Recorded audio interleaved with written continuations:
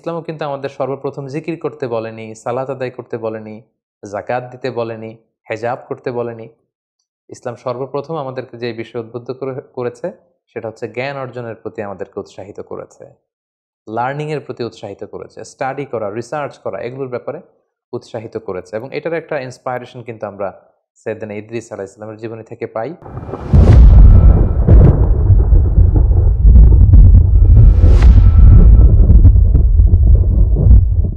আসসালামু আলাইকুম ওয়া রাহমাতুল্লাহি ওয়া বারাকাতুহু।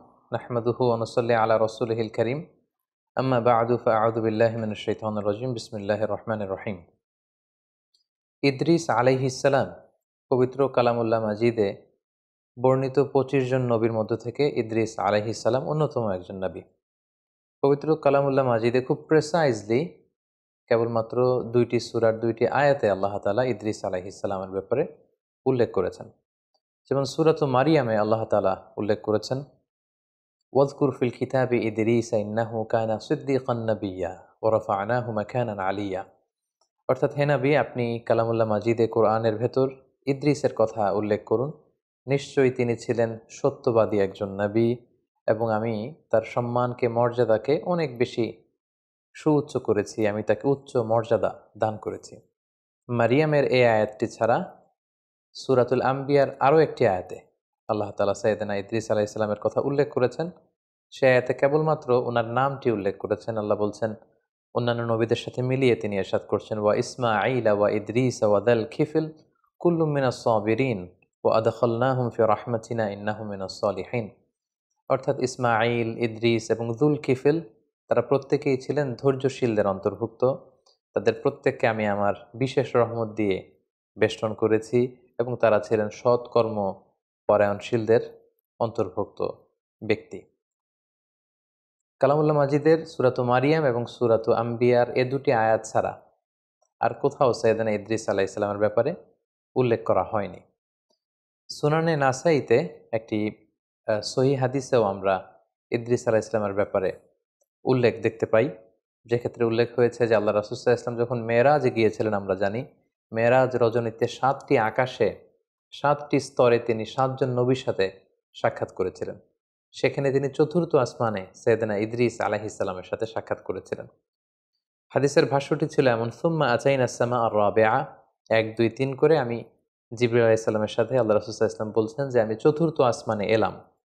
ফামিসলু যালিক, এর আগের আসমানগুলোতে যেভাবে জিজ্ঞেস করা হয়েছিল জিব্রাইলকে, তুমি কে, তোমার সাথে কে, তোমাদেরকে কি আসার পারমিশন দেয়া হয়েছে, এভাবে যত ফর্মালিটিজ আছে এগুলো সারা হয়েছে। তো আতাইতু আলা ইদ্রিস আলাইহিস সালাম, আল্লাহর হাবিব সাল্লাল্লাহু আলাইহি ওয়াসাল্লাম বললেন, তখন হঠাৎ করে আমি ইদ্রিস আলাইহিস সালামের কাছে আসলাম। ফাসাল্লামতু আলাই, ওনাকে দেখেই আমি ওনাকে সালাম দিলাম। ফাকালা মারহাবান বিকা মিন আখিন ওয়া নাবিক, আমাকে দেখে সাইয়েদনা ইদ্রিস আলাইহিস সালাম বললেন, স্বাগতম হে আমার ভাই, হে প্রিয় নবী। স্বাগতম হে ভাই এবং হে নবী বলে তিনি আমাকে ওয়েলকাম বা সুস্বাগতম জানিয়েছেন। তাহলে কোরআনের 2টি আয়াত এবং সুনানে নাসাইর এই সহি বর্ণনাটি ছাড়া বেসিকলি ইদ্রিস আলাইহিস সালামের ব্যাপারে সহি বর্ণনা তেমন একটা পাওয়া যায় না। বেশিরভাগ বর্ণনাগুলোই হচ্ছে দঈফ বা দুর্বল চেইনের কিংবা ইসরায়েলি বর্ণনা, যেটাকে আমরা জিউস বা ক্রিশ্চিয়ান ট্রেডিশন বলে আখ্যায়িত করে থাকি। আল বিদায়া ওয়ান নিহায়ার গ্রন্থকার ইবনু কাসির আলাইহি রহমা, উনি বিদায়া নিহায়াতে উল্লেখ করেছেন যে কানা আউয়ালু বানি আদম উতিয়া নবুওয়াতা বাদা আদম ওয়া শীস, অর্থাৎ আদম আলাইহিস সালাম এবং ওনার সন্তান শীস আলাইহিস সালামের পরে সর্বপ্রথম যেই ব্যক্তিকে নবুয়ত দেয়া হয় তিনি হচ্ছেন ইদ্রিস আলাইহিস সালাম। এবং নূহ আলাইহিস সালাম, উনি কি ইদ্রিস আলাইহিস সালামের আগে পৃথিবীতে নবী হয়ে এসেছেন, নাকি ইদ্রিস আলাইহিস সালাম নূহ আলাইহিস সালামের আগে পৃথিবীতে এসেছেন, এ নিয়ে গবেষকদের মধ্যে মতানৈক্য রয়েছে। কেউ কেউ বলেন যে নূহ আলাইহিস সালাম এসেছেন ইদ্রিস আলাইহিস সালামের পরে, কেউ কেউ বলেছেন নূহ আলাইহিস সালাম এসেছেন ইদ্রিস আলাইহিস সালামের আগে। অনেকে বলে থাকেন যে ইদ্রিস নামটি এসেছে মূলত আদ-দিরাসা থেকে, কারণ আরবিতে দারাসা ইয়াদরুসু মানে হচ্ছে টু স্টাডি, পড়া, অধ্যয়ন করা। ইদ্রিস আলাইহিস সালাম উনি খুব বেশি পড়াশোনা করতেন। ওনার আগের নবী শীস আলাইহিস সালাম এবং আদম আলাইহিস সালামের উপর যে সহিফাগুলো আল্লাহ তাআলা নাজিল করেছিলেন, এই সহিফাগুলো উনি খুব বেশি স্টাডি করতেন, খুব পড়তেন, খুব অধ্যয়ন করতেন। এজন্য ওনাকে ইদ্রিস নামে নামকরণ করা হয়েছে। সাইয়েদনা ইদ্রিস আলাইহিসসালাম ইরাকের বাবেল নগরীতে জন্মগ্রহণ করেন এবং পরবর্তীতে তিনি দাওয়া কাজে মিশরে গমন করেন এবং সেখানেই তিনি তাওহীদের দাওয়াত মানব মণ্ডলীর কাছে তিনি ছড়িয়ে দিয়েছেন। এবং সহিহ ইবনে হিব্বানের এক বর্ণনা অনুযায়ী আমরা জানতে পারি যে আল্লাহ তাআলা সাইয়েদনা ইদ্রিস আলাইহিসসালামের উপর 30টি সহিফা তিনি নাজিল করেছিলেন। সহিহ ইবনে হিব্বানের আরও একটি বর্ণনা থেকে আমরা আরও জানতে পারি, যেটি বিখ্যাত ঐতিহাসিক ইবনে ইসহাক ওনার গ্রন্থে উল্লেখ করেছেন যে ইদ্রিস আলাইহিসসালাম হচ্ছেন আউয়ালু মান খাত্তা বিল কলম, পৃথিবীতে সর্বপ্রথম যিনি কলমের ব্যবহার করেছেন, কলম দিয়ে কালি দিয়ে যিনি সর্বপ্রথম পৃথিবীতে লেখালেখির প্রচলন ঘটিয়েছেন সেটা হচ্ছেন ইদ্রিস আলাইহিসসালাম। পাশাপাশি ওয়াখাতা সিয়াব, সর্বপ্রথম যিনি কাপড় সেলাই করেছেন, সুতা দিয়ে সুই দিয়ে কাপড় সেলাই করা, এই বুনন শিল্পের যে আবিষ্কার বা প্রচলন, এটাও সাইয়েদনা ইদ্রিস আলাইহিসসালামের মাধ্যমেই হয়েছে। এই যে বর্ণনাগুলো আমরা এখানে উল্লেখ করলাম, এগুলো ছাড়া সাধারণত আর যত বর্ণনা সাইয়েদনা ইদ্রিস আলাইহিসসালামের ব্যাপারে পাওয়া যায় এসবই হচ্ছে ইসরায়েলি বর্ণনা। বিশেষ করে ওয়ারাফা'নাহু মাকানান আলিয়্যা, আমি ইদ্রিসের মর্যাদাকে অনেক বাড়িয়েছি, অনেক সুউচ্চ মর্যাদার আসনে তাকে আমি আসীন করেছি। এ আয়াতের বর্ণনায় অনেক ইসরায়েলি এ আয়াতের ব্যাখ্যায় অনেক ইসরায়েলি বর্ণনা পাওয়া যায় যে ইদ্রিস আলাইহিসসালাম ও ঈসা আলাইহিসসালামের মতো জীবদ্দশায় ওনাকে আল্লাহ তাআলা আকাশে নিয়ে গিয়েছিলেন। একজন ফেরেশতার পাখায় ভর করে তিনি আকাশে চলে গিয়েছিলেন এবং সেই আকাশে বা জান্নাতে ওনার ইন্তেকাল হয়েছে, এই পৃথিবীতে তিনি ইন্তেকাল করেননি। এই বর্ণনাগুলো আসলে কোনো ইসলামিক ট্রেডিশন থেকে আমরা পাই না, এগুলো ইসরায়েলি বর্ণনা থেকে আমরা পাই। ফলে ইদ্রিস আলাইহিসসালামের এই জীবন কাহিনী যখন আমরা বর্ণনা করব, এক্ষেত্রে ইসরায়েলি বর্ণনার ভূমিকা ইসলামে কতটুকু এবং ইসরায়েলি বর্ণনা এটাকে গ্রহণ করা যাবে কি যাবে না, এ ব্যাপারে ইসলামী শরিয়ার হুকুম কি, এই বিষয়টি আমাদের কাছে স্পষ্ট হতে হবে সম্মানিত সুধী। এ পর্যায়ে আমরা হুকমুল ইসরাইলিয়াত, ইসরায়েলি যে বর্ণনাগুলো আছে, যেগুলো বাইবেলে আছে, ওল্ড টেস্টামেন্টে আছে, যেটাকে আমরা তালমুদ বলছি, অর্থাৎ ইহুদি এবং খ্রিস্টানদের যে বর্ণনাগুলো, সেগুলোর ব্যাপারে আমাদের ভূমিকা কি হবে। যেমন কোরআন হচ্ছে আমাদের কিতাব, আর আল্লাহ রাসূল সাল্লাল্লাহু আলাইহি ওয়াসাল্লামের বর্ণিত কথাগুলোকে আমরা হাদিস বলছি। আমাদের আগে ইহুদি খ্রিস্টানদের অনেক নবী পৃথিবীতে এসেছিলেন, তাদের কাছে যে কিতাবগুলো এসেছিল আল্লাহর পাঠানো কিতাব, এবং সে সমস্ত রসুলরা যে সমস্ত কথাগুলো বলেছেন, তাদের নবীর যে হাদিস, এগুলোই বেসিকলি ইসরায়েলি বর্ণনা। ইসরায়েলি বর্ণনার ক্ষেত্রে খুব সোজাসাপটা 3টি কথা। 1 নম্বর কথা হচ্ছে, ইসরায়েলি বর্ণনার ক্ষেত্রে যদি কোরআন এবং সুন্নাহ সেই ব্যাপারটিকে অনুমোদন করে, সেটাকে সাব্যস্ত করে, সেটাকে সাপোর্ট করে, তাহলে সে সমস্ত ইসরায়েলি বর্ণনা নেওয়া যাবে, সেটাকে গ্রহণ করাতে কোনো সমস্যা নেই, এটা মাকবুল। 2 নম্বর কথা হচ্ছে, ইসরায়েলে যে সমস্ত বর্ণনার বিপরীত বর্ণনা কোরআনে পাওয়া যায়, অথবা কোরআন এবং সুন্নাহ ইসরায়েলি বর্ণনার যে তথ্য, এই তথ্যকে অপোজ করছে, এটাকে অস্বীকার করছে, বরং তার ভিন্নধর্মী বর্ণনা কোরআন এবং সুন্নায় পাওয়া যাচ্ছে, সেক্ষেত্রে ইসরায়েলি বর্ণনাকে রিজেক্ট করতে হবে, এটাকে অ্যাকসেপ্ট করা যাবে না।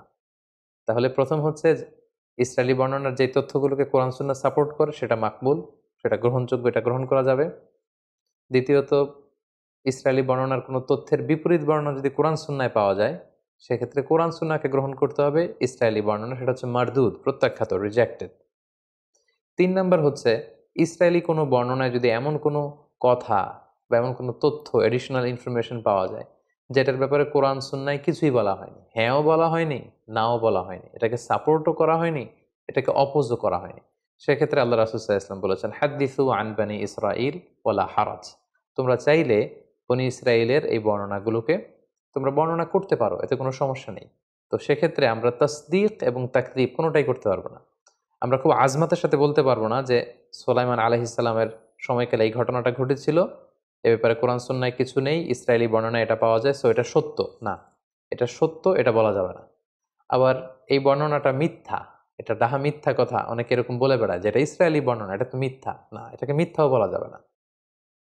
কোরআন সুন্নাহ সাপোর্টও করেনি, কোরআন সুন্নাহ রিজেক্টও করেনি, এরকম কোনো এডিশনাল ইনফরমেশন যদি ইসরায়েলি বর্ণনায় পাওয়া যায়, অর্থাৎ ইহুদি এবং খ্রিস্টানদের যে সোর্স, তাদের যে কিতাব বা তাদের যে হাদিস, সেখান থেকে যদি পাওয়া যায় এডিশনাল কোনো ইনফরমেশন, সেটাকে তাসদীক তাকযীব, অর্থাৎ এটাকে গ্রহণ বর্জন কোনোটাই করা যাবে না, জাস্ট বর্ণনা করা যাবে।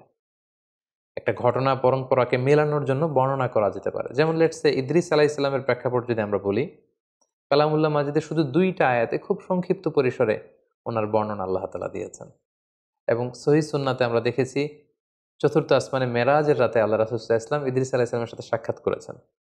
এগুলো ছাড়া যত বর্ণনাই আছে সবই দঈফ, আর বাকি সবই হচ্ছে ইসরায়েলি বর্ণনা। সো একজন নবীর ব্যাপারে ইন ডিটেইল যদি কারো জানার আগ্রহ থাকে বা আগের ঐতিহাসিক দৃষ্টিকোণ থেকে জিউস ট্র্যাডিশনে, খ্রিস্টান ট্র্যাডিশনে কি কি পাওয়া যায় এগুলো নিয়ে গবেষণা করা, এগুলো বর্ণনা করা, এগুলো জানা, এতে কোনো সমস্যা নেই। কিন্তু এডিশনাল ইনফরমেশনগুলোর ক্ষেত্রে ইসরায়েলি বর্ণনার কোনো এডিশনাল তথ্য যদি আমরা নেই, সেটা সত্য কি মিথ্যা খুব কনফিডেন্সের সাথে এটা কোনোটাই বলার সুযোগ নেই। প্রয়োজনের খাতিরে জানার জন্য কৌতূহলবশত আমরা সেগুলো বর্ণনা করতে পারি।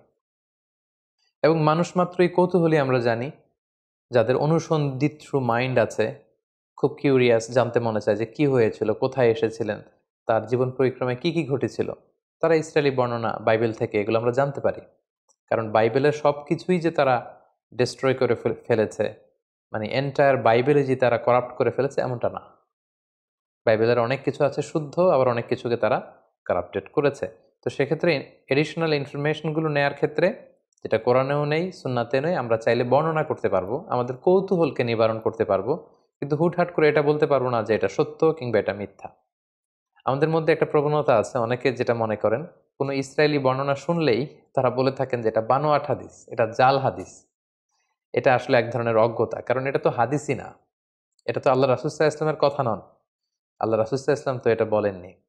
ফলে এটা জাল হাদিস বা বানোয়াট হাদিস বলার সুযোগ নেই, কারণ এটা হাদিসই নয়, এটা আল্লাহ রাসূল সাল্লাল্লাহু আলাইহি ওয়াসাল্লাম বলেননি, এটা ওনার কথা নয়, বরং এটা হচ্ছে ইসরায়েলি ট্রেডিশন। তাহলে খুব সংক্ষেপে আমরা এটা বলবো যে ইসরায়েলি বর্ণনা যদি কোরআন সুন্নাহ দ্বারা সাপোর্টেড হয় আমরা গ্রহণ করব, যদি রিজেক্ট করা হয় এটাকে বর্জন করব। আর যে ব্যাপারে কোরআনে হাদিসে আমাদেরকে কিছুই বলা হয়নি, কিন্তু ইসরায়েলি বর্ণনায় আমরা বিভিন্ন নবীদের ব্যাপারে, বিভিন্ন ঘটনার ব্যাপারে এক্সট্রা এডিশনাল তথ্য পাই, সেটা আমরা বর্ণনা করতে পারবো। কারণ আল্লাহর হাবিব সাল্লাল্লাহু আলাইহি সাল্লাম বলেছেন যে লা তুসাদ্দিকু আহলাল কিতাবি ওয়া লা তুকাযযিবুহুম, এই জাতীয় বর্ণনার ক্ষেত্রে তাদেরকে সত্যবাদী মিথ্যাবাদী, এই বর্ণনাটা সত্য কিংবা মিথ্যা এটা কোনোটাই বলো না। ওয়াকুলু আমান্না বিল্লাহি ওয়া মা উনজিলা ইলাইনা ওয়া মা উনজিলা ইলাইকুম, বরং এটা বলো যে আমরা বিশ্বাস করি যেটা আমাদের উম্মতে মুহাম্মাদের উপর যেটা নাজিল হয়েছে এটাও আমরা বিশ্বাস করি কোরআন হিসেবে, এবং তোমাদের কাছে আল্লাহর পক্ষ থেকে যেটা সঠিকভাবে নাজিল হয়েছিল সেটার উপরে আমরা বিশ্বাস স্থাপন করি। আমরা রঈসুল মুফাসসিরিন আব্দুল্লাহ ইবনে আব্বাস রাদিয়াল্লাহু তাআলা আনহুর কথা জানি যে উনি সাহাবীদের মধ্যে খুবই কিউরিয়াস মাইন্ডেড ছিলেন, কিউরিসিটি খুব বেশি ছিল, অনুসন্ধিৎসু মন ছিল ওনার, কৌতূহলী মন।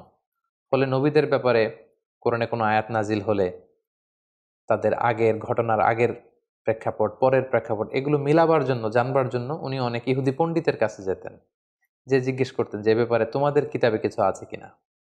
তখন সেই ইহুদি পণ্ডিতদের কাছ থেকে উনি শুনে আসতেন এবং সেগুলো তিনি বর্ণনাও করেছেন। এবং আমাদের অনেক আমাদের যে ক্লাসিক তাফসিরগুলো রয়েছে সেই ক্লাসিক তাফসিরগুলোতে এগুলো বর্ণিতও হয়েছে। তো আমরা এই ইসরায়েলি যে ন্যারেশনগুলো আছে, বর্ণনাগুলো আছে, এগুলো ডিল করার ক্ষেত্রে এই 3টা মূলনীতি খেয়াল রাখবো। কোরআন হাদিস সাপোর্ট করলে গ্রহণ করব, রিজেক্ট করলে আমরাও রিজেক্ট করব। আর এডিশনাল তথ্য যেটা আমাদের কোরআনেও নাই, সুন্নাতেও নাই, কিন্তু অনেক নবীর ব্যাপারে কিছু তথ্য আমরা ইসরায়েলি বর্ণনাতে পাই, সেগুলো আমরা বর্ণনা করতে পারবো। কারণ আল্লাহর হাবিব সাল্লাল্লাহু আলাইহি ওয়াসাল্লাম সহিহ বুখারীর বর্ণনায় বলেছেন ওয়াহাদ্দিসু আন বানি ইসরাঈলা ওয়ালা হারাজ, তোমরা ন্যারেট করতে পারো, you can narrate the tradition of Jews and Christian community. তাদের পক্ষ থেকে যেই ন্যারেশনগুলো প্রিজার্ভ করা হয়েছে এগুলো চাইলে তোমরা বর্ণনা করতে পারবে, এতে কোনো সমস্যা নেই ইনশাআল্লাহ। সম্মানিত সুধী, তাহলে সংক্ষিপ্ত পরিসরে ইদ্রিস আলাইহিস সালামের জীবন কাহিনী থেকে কোরআন সুন্নাহর আলোকে আমরা যা জানলাম, সেগুলো থেকে যদি আমরা কিছু লাইফ লেসন এখন বের করতে চাই যে ইদ্রিস আলাইহিস সালামের এই জীবনী থেকে আমাদের জন্য শিক্ষা কি, সেক্ষেত্রে আমরা কয়েকটি লেসন আমরা এখান থেকে শিক্ষা বের করে নিয়ে আসতে পারি। প্রথমত বলবো যে আমরা জেনেছি উনি হচ্ছেন আউয়ালু মান খাত্তা বিল কালাম, এই যে আমরা কলম দিয়ে লিখি, এই লেখার হস্তলিখন পদ্ধতির আবিষ্কারক হচ্ছেন সাইয়েদনা ইদ্রিস আলাইহিস সালাম, আল্লাহর প্রিয় একজন নবী। তাহলে হি ক্রিয়েটেড দ্য হ্যান্ড রাইটিং, তিনি সর্বপ্রথম পৃথিবীতে কলম দিয়ে কিছু লিখেছেন এবং এই লেখার এই প্র্যাকটিস তিনি চালু করেছেন, এই তথ্যটা কিন্তু আমরা পাই। দ্বিতীয় যে ব্যাপারটি আমরা ইদ্রিস আলাইহিস সালামের জীবনী থেকে পাই সেটা হচ্ছে সাইয়েদনা ইদ্রিস আলাইহিস সালাম অত্যন্ত বেশি জ্ঞানানুরাগী ছিলেন, শিক্ষানুরাগী ছিলেন। তিনি জ্ঞান অর্জন করতে চাইতেন। তার প্রমাণ হচ্ছে ওনার আগের নবী শীস আলাইহিসসালাম এবং পৃথিবীর প্রথম নবী আদম আলাইহিসসালামের উপর আল্লাহ তাআলা যে সমস্ত সহিফাগুলো নাজিল করেছিলেন এগুলো তিনি খুব বেশি পড়তেন, খুব বেশি অধ্যয়ন করতেন, সেখান থেকে জানতে চাইতেন, শিখতে চাইতেন এবং ইসলামে জানা শিখাটাকে কিন্তু আমাদের জন্য আবশ্যক করেছে এবং খুব বেশি গুরুত্ব দিয়েছে। আমরা জানি যে আমাদের কোরআনুল কারীমের প্রথম বাণী হচ্ছে জানো, পড়ো, ইকরা, read in the name of your lord who has created. পড়ো তোমার প্রভুর নামে যিনি তোমায় শিক্ষা দিয়েছেন। তাহলে ইসলামও কিন্তু আমাদের সর্বপ্রথম জিকির করতে বলেনি, সালাত আদায় করতে বলেনি, জাকাত দিতে বলেনি, হেজাব করতে বলেনি। ইসলাম সর্বপ্রথম আমাদেরকে যে বিষয়ে উদ্বুদ্ধ করেছে সেটা হচ্ছে জ্ঞান অর্জনের প্রতি আমাদেরকে উৎসাহিত করেছে, লার্নিং এর প্রতি উৎসাহিত করেছে, স্টাডি করা, রিসার্চ করা এগুলোর ব্যাপারে উৎসাহিত করেছে। এবং এটার একটা ইন্সপায়ারেশন কিন্তু আমরা সাইয়েদনা ইদ্রিস আলাইহিস সালামের জীবনী থেকে পাই, কারণ তিনার আগে যে সমস্ত কিতাব সাহিফা নাজিল হয়েছে এগুলো তিনি খুব বেশি পড়তেন, তিনি অত্যন্ত বেশি জ্ঞান অনুরাগী ছিলেন। ৩ নম্বর যে বিষয়টা আমরা জানতে পারি সেটা হচ্ছে বুদ্ধিবৃত্তিক যে চর্চা, এটার সূচনা বা গোড়াপত্তনও কিন্তু ওনার সময়কাল থেকে হয়। তিনি বাবেলে জন্মগ্রহণ করেছিলেন ইরাক এলাকায়। পরবর্তীতে তিনি তাওহীদের দাওয়াত নিয়ে নীল নদের পাড়ে মিশরে অবস্থান করেন। সেখানে তিনি ওই এলাকার লোকদেরকে তাওহীদের দাওয়াত দেন, সালাতের দাওয়াত দেন, জাকাতের দাওয়াত দেন এবং সেখানে তিনি জ্ঞান অর্জন এবং জ্ঞান বিতরণের একটা পরিবেশ তৈরি করেছিলেন। এবং অনেক ঐতিহাসিক বলেছেন যে এই যে গাণিতিক বিভিন্ন সূত্র, ম্যাথামেটিক্যাল যে সূত্র অথবা অ্যাস্ট্রোনমি, জ্যোতির্বিজ্ঞানের যে জ্ঞান, সেটার সূচনাটা হয়েছিল সাইয়েদনা ইদ্রিস আলাইহিস সালামের সময়। এবং আমরা জানি যে মিশরীরা হচ্ছে এক্ষেত্রে পাইওনিয়ার। পৃথিবীতে সবচেয়ে প্রাচীন যেই বর্ণমালার শিলালিপি পাওয়া যায়, হাইরোগ্লিফিক্স বলে ইংরেজিতে, আরবিতে হাইরোগ্লিফিয়া বলে, এটা মিশরে পাওয়া গিয়েছে। কিভাবে ইরিগেশন করতে হবে, জমি চাষ দিতে হবে, কিভাবে গাণিতিক সূত্র দিয়ে উপকৃত হওয়া যায় এবং জিওমেট্রিক বিভিন্ন তথ্য সূত্র, এগুলো কিন্তু মিশরীরা উদ্ভাবন করেছে। এবং সেক্ষেত্রে অনেক ঐতিহাসিকরা বলেছেন সাইয়েদনা ইদ্রিস আলাইহিস সালামের সময়ই এটার সূচনা বা গোড়াপত্তন হয়েছিল। সাইয়েদনা ইদ্রিস আলাইহিস সালামের জীবনী থেকে আরও একটি বিষয় আমরা জানতে পারি যে উনি খুব কর্মঠ ছিলেন, সাদাসিধে জীবনযাপন করতেন, যেটার প্রমাণ পাওয়া যায় যে তিনি নিজ হাতে নিজের জামা বা কাঁথা এগুলো সেলাই করতে জানতেন। সেলাই করার বা হস্তবুনন শিল্পের ব্যাপারটিও কিন্তু ওনার সময় থেকে শুরু হয়েছে। এ থেকে আমরা বুঝতে পারি যে উনি খুবই কর্মঠ ছিলেন, হার্ড ওয়ার্কিং ছিলেন। আমরা অনেকে নবীদের ব্যাপারে এরকম ধারণা করে থাকি যে ওনারা মানুষ নয়, আসলে ব্যাপারটা কিন্তু ভুল। ওনারাও মানুষ ছিলেন এবং ওনারা এই পৃথিবীতে হার্ড ওয়ার্ক করেছেন, স্ট্রাগল করেছেন। ওনারা বাজারে যেতেন, বাজার করতেন এবং ওনাদের লাইভলিহুডের জন্য ওনাদের আর্নিং করা লাগতো, উপার্জন করা লাগতো। জীবনের যে স্ট্রাগলগুলো আছে এগুলো সবগুলো পেরিয়ে ওনারা নিজেদেরকে প্রমাণ করে করে মহামানব হিসেবে তারা পৃথিবীতে স্বীকৃত হয়েছেন। তো এক্ষেত্রে আমরা এটা বুঝতে পারি যে সাইয়েদনা ইদ্রিস আলাইহিস সালাম অত্যন্ত আহ, কর্মচঞ্চল একজন মহামানব ছিলেন, খুব কর্মঠ এবং সাদাসিধে জীবনযাপন করতেন। ওনার হস্তবুনন শিল্পের এই প্র্যাকটিস থেকে আমরা এই বিষয়টি আমরা বুঝতে পারি। পাশাপাশি আমরা এটাও বুঝতে পারি যে অভাবনীয় বুদ্ধিমত্তার অধিকারী তিনি ছিলেন, উদ্ভাবনী ক্ষমতা ওনার মধ্যে ছিল, গবেষণা, ধর্মী চিন্তা চেতনার একজন মানুষ ছিলেন, যেটা আমাদের জন্য অনেক বেশি অনুপ্রেরণা যোগায়। সম্মানিত শুধু আল্লাহ তাআলা আমাদের সবাইকে নবীদের রেখে যাওয়া যে সুন্নাহ, নবীদের রেখে যাওয়া যে পথ, সে পথে যেন আমরা আমাদেরকে পরিচালিত করতে পারি। আল্লাহ তাআলা আমাদের সবাইকে তৌফিক দান করুক। হাযা মা ইনদি ওয়াল ইলমু ইনদাল্লাহ আলাইহি তাওয়াক্কালতু ওয়া ইলাইহি উনীব। আসসালামু আলাইকুম ওয়া রাহমাতুল্লাহি ওয়া বারাকাতুহু।